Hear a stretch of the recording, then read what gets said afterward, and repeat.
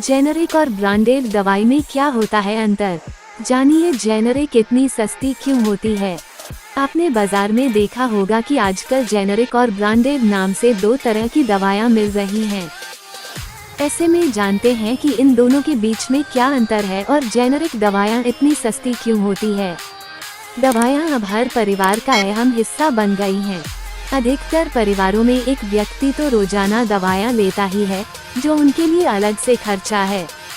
दवाइयों के इस व्यापक बाजार में अब चर्चा जेनेरिक दवाइयों को लेकर भी हो रही है।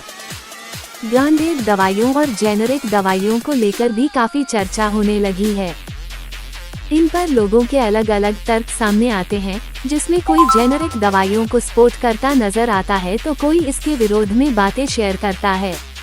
इस बहस के बीच आज हम आपको बताते हैं कि आखिर ब्रांडेड और जेनेरिक दवाइयों में क्या अंतर होता है। साथ ही जानेंगे कि जेनेरिक दवाइयों को इतना सस्ता होने का क्या कारण है। क्या होती है ब्रांडेड और जेनेरिक दवाइयाँ? सीधे शब्दों में आपका समझाते हैं कि बाजार में दो तरह की दवाइयाँ मिलती हैं। इन दोनों के बीच अंतर बताने से पहले बताते हैं कि आखिर दवाइयाँ कैसे बनती है। दरअसल एक फॉर्मूला होता है जिसमें अलग अलग केमिकल मिलाकर दवाई बनाई जाती है। जैसे किसी दर्द को ठीक करने के लिए जिस पदार्थ का इस्तेमाल होता है, उस पदार्थ से दवाई बना ली जाती है। जब ये दवाई किसी बड़ी ड्रग कंपनी की ओर से बनाई जाती है तो ये ब्रांडेड दवाई बन जाती है। वैसे ये सिर्फ कंपनी का नाम होता है, जबकि यह बनती अन्य पदार्थों से है, जो आप दवाई के रैपर पर कंपनी के नाम के ऊपर देख सकते हैं। वहीं जब उन्हीं पदार्थों को मिलाकर कोई छोटी कंपनी दवाई बनाती है तो बाजार में इसे जेनेरिक दवाइयाँ कहते हैं। इन दोनों दवाइयों में कोई अंतर नहीं होता है, बस सिर्फ नाम और ब्रांड का फर्क होता है। जैसे मान लीजिए आप कोई सामान छोटी कंपनी का खरीद रहे हो, लेकिन दवाई के बनाने का फॉर्मूला एक ही होता है, इसलिए दवाई की क्वालिटी में कोई अंतर नहीं होता है। साथ ही ये ब्रांडेड कंपनियों के पेटेंट खत्म होने के बाद बनना शुरू होती है।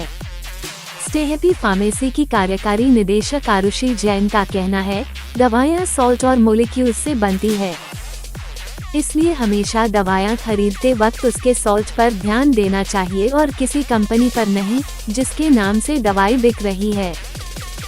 साथ ही आरुषि ने बताया, जेनेरिक दवाएं वे हैं जो जेनेरिक नाम से बेची जाती हैं। जेनेरिक और ब्रांडेड दवाओं के बीच एकमात्र बड़ा अंतर छवि बनाने और बिक्री बढ़ाने के लिए उपयोग की जाने वाली मार्केटिंग रणनीतियों का है।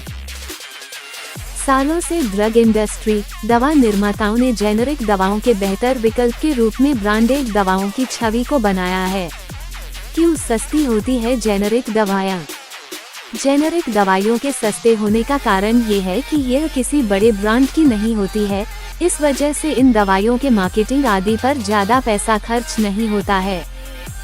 साथ ही रिसर्च, डेवलपमेंट, मार्केटिंग, प्रचार और ब्रांडिंग पर पर्याप्त लागत आती है। लेकिन जेनेरिक दवाएं पहले डेवलपर्स के पेटेंट की अवधि समाप्त होने के बाद उनके फॉर्मूलों और सॉल्ट का उपयोग करके विकसित की जाती है।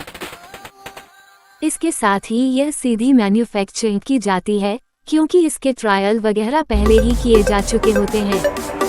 इसमें कंपनियों के पास एक फॉर्मूला होता है और इन फॉर्मूले से दवाइयाँ बनाई जाती है।